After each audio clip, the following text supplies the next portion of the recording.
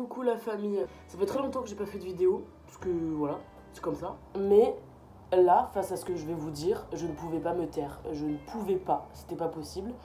Du coup, j'ai décidé de faire une vidéo YouTube parce que je pense que le format était plus intéressant. Voilà, pour vous mettre dans le contexte, je me suis convertie en 2016, je suis devenue chrétienne en 2016. Et c'est drôle parce qu'un de mes premiers sujets de prière, c'était les chrétiens qui souffraient dans le monde à cause de leur foi. Vraiment, je priais très souvent pour eux. Ma première vidéo YouTube a été une vidéo, elle est plus disponible, mais c'était sur les chrétiens persécutés. J'ai fait un exposé quand j'étais en licence sur les chrétiens persécutés. J'en ai rencontré en Palestine et ça a été des moments très forts de ma vie. Quelle ne fut pas ma surprise quand le week-end dernier, l'association qui s'appelle Porte Ouverte m'a invité à un week-end découverte chez eux. Je vais pas vous spoiler, mais cette association aide les chrétiens persécutés dans le monde entier. C'est vraiment son ministère. Pour vous donner un petit chiffre, ils ont aidé en 2021 plus de 6 millions de chrétiens à vivre malgré leur foi. Waouh, on en est tous ressortis un peu bouleversés et grandis grâce aux chrétiens persécutés. Et je pouvais pas partir de ce week-end sans vous le partager à vous parce que je trouve ça égoïste de garder tout ça pour soi. Donc, j'ai fait un interview avec Clémence qui travaille chez Porte Ouverte depuis des années, qui connaît très bien la cause du coup des chrétiens persécutés. Et je lui ai posé quelques questions. Je vous laisse avec ça. J'espère qu'on va tous en ressortir grandis. C'est vraiment le plus important. Voilà. Très drôle. Coucou Clémence, est-ce que tu pourrais te présenter? Bien sûr, oui. Alors, bonjour à tous. Bonjour. Bonjour. Je suis Clémence Martin et je soutiens les chrétiens qui sont persécutés dans le monde au travers d'une ONG qui existe depuis 1955 et qui s'appelle l'ONG Portes Ouvertes. Est-ce que tu peux nous dire pourquoi cette association a été créée et qu'est-ce que vous faites concrètement? Alors, à la base, cette association, elle a été créée par un laïc qui s'appelle pourtant Frère André. Mais Frère André, oui. C'était son pseudonyme. Et oui, il s'agit donc de Frère André, un chrétien néerlandais, qui s'est rendu compte, au temps de l'Union soviétique, que l'Église était persécutée de l'autre côté du bloc de l'Est. Et là, il s'est dit, c'est pas possible. Et il s'est dit qu'il allait les encourager. Et là a commencé ses premiers voyages de livraison de Bible. First trip across, you just pulled up to the border. Is that when you prayed and said, God, let this saying not say at that time? Or was that That's what we call my smuggler's prayer when I say, Lord Jesus, when you were on earth, you've made so many blind eyes to see. Now it's the same job for you to make seeing eyes blind, but you've got to do it now. And if he doesn't, then I've had it. I cannot outsmart the custom guards. Just think, when I pull my car in there and I get out to show my papers, I've had situations where they took 4 hours to search. 2 fellows in the front of my vehicle, 2 in the rear, 2 underneath, and 2 standing there to watch the expression on my face to see if I was getting nervous. What can you do? And all the time they couldn't find the Bible? No, I've never lost one Bible in 20 years that I've done. Donc on s'est fait connaître par d'abord un premier voyage d'encouragement, ensuite de la livraison de Bible. Et aujourd'hui, à la fois on va apporter de la littérature chrétienne, mais on va aussi faire de l'aide humanitaire. Donc vous aidez dans combien de pays aujourd'hui? On intervient dans près de 70 pays, mais on surveille la persécution dans maintenant près de 76 pays. En fait, on a un index qui recense les 50 pays où les chrétiens sont le plus persécutés dans le monde. Il y a un système de points. Quand tu as 41 points, c'est que selon nos barèmes, c'est que la persécution est forte. Elle peut être très forte et extrêmement forte. Et là, désormais, il y a 76 pays qui ont une persécution forte, très forte ou extrêmement forte. Tu sais, nous, on analyse la persécution en fonction de 2 critères. On appelle, par exemple, tu as un premier critère qui s'appelle la persécution marteau. Donc ça, c'est le haut de l'iceberg. C'est tout ce qui est toute la persécution violente qu'on voit, comme les églises ciblées, les chrétiens détenus, les chrétiens tués. D'ailleurs, 5898 chrétiens tués d'après nos derniers chiffres, là, en 2021.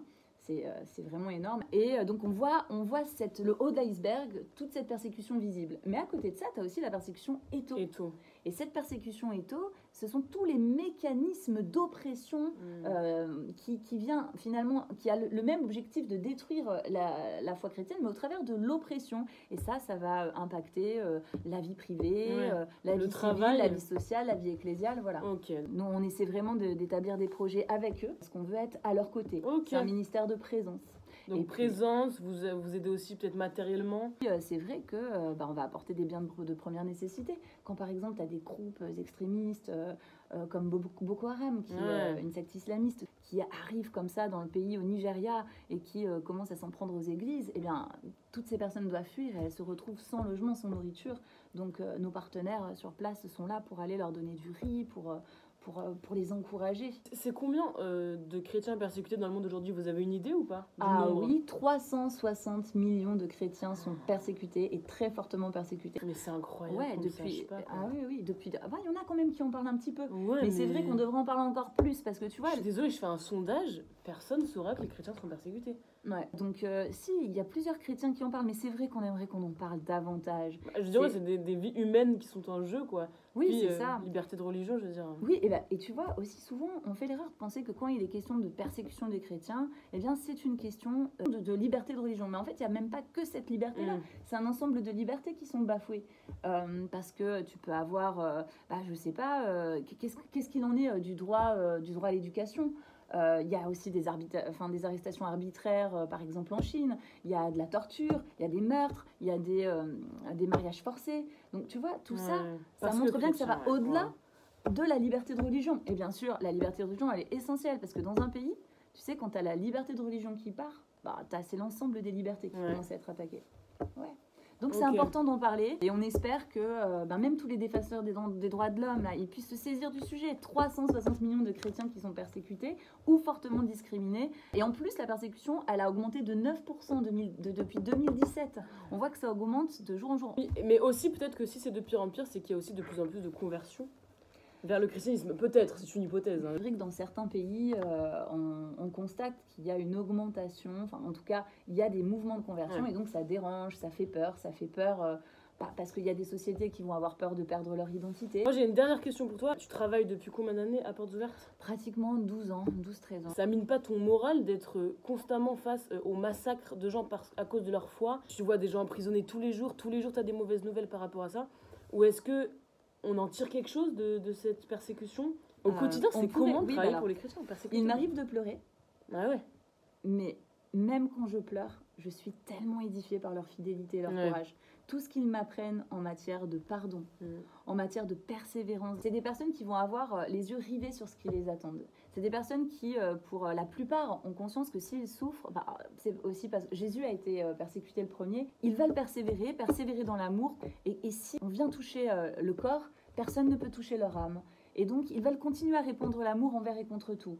On s'en prend à eux, ils prient pour l'ennemi. Ouais, c'est ça. On s'en prend à eux, ils pardonnent. Mais vraiment, c'est des témoignages par centaines, par milliers de ça, quoi. Bien des témoignages que dont je t'ai parlé, Gladys Steins. Gladys Steins, c'était une missionnaire en Inde et son mari a été brûlé avec ses 2 fils dans une voiture. Il y a une foule de 50 personnes qui étaient venues. C'était vers 98-99 par là. Et puis publiquement, elle a pardonné, mais de manière pratiquement instantanée. Même moi, ça, tu vois, ça a bouleversé ma vie, même dans mes choix personnels. Eh bien, c'est ce côté radical que ces chrétiens me montrent. Oui, tu as rencontré une chrétienne iranienne, hein, Ah oui. réfugiée. Ouais. Oui, on a rencontré une pasteure qui vient d'Iran. Elle nous a raconté toute son histoire en tant que chrétienne en Iran. Chrétienne en plus protestante, parce que là-bas, les protestants, c'est encore plus compliqué. Et en fait, elle nous expliquait qu'elle et toute sa famille sont allés en prison parce qu'ils sont chrétiens. Et donc, on était face à quelqu'un qui juste voulait vivre sa foi, juste se retrouver le dimanche avec ses frères et sœurs, etc. Mais qui n'avait pas le droit, qui a fait la prison, qui a douillé en prison. Enfin, on est vraiment face à un style de vie que nous, on ne connaît pas du tout parce qu'on a l'habitude, genre, allez, on se voit, on va à l'église, allez, vas-y, on y va. Et eux, c'est pas possible.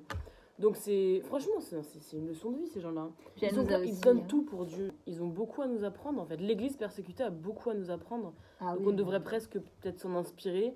Peut-être plus regarder ce qui se passe. Les écouter, venez au week-end annuel. Et peut-être, pourquoi pas, aller au week-end annuel de Portes Ouvertes. Ah oui, oui.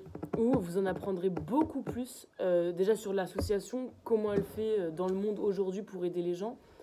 Et surtout sur les chrétiens persécutés, parce que c'est vrai, moi là, j'ai passé un week-end avec Portes Ouvertes, et j'ai tellement appris, et en fait, on grandit tellement humainement et spirituellement. Non mais c'est vrai, genre leur témoignage nous rend vivants, leur témoignage nous fout des gifles en fait. Mais gloire à Dieu. Hein. Yes, gloire à Dieu. Ah oui, bon, oui. merci Clémence, que Dieu te bénisse, merci pour tout. Merci Et Constance. continue, force et courage pour ton travail, hein, qui n'est pas évident. Amen, j'en ai besoin, l'équipe en a besoin, mais encore une fois, le témoignage de l'Église persécutée nous booste tellement aussi au quotidien. Amen.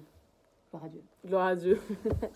Bon, maintenant que vous avez vu la vidéo, je ne peux pas vous laisser bredouille.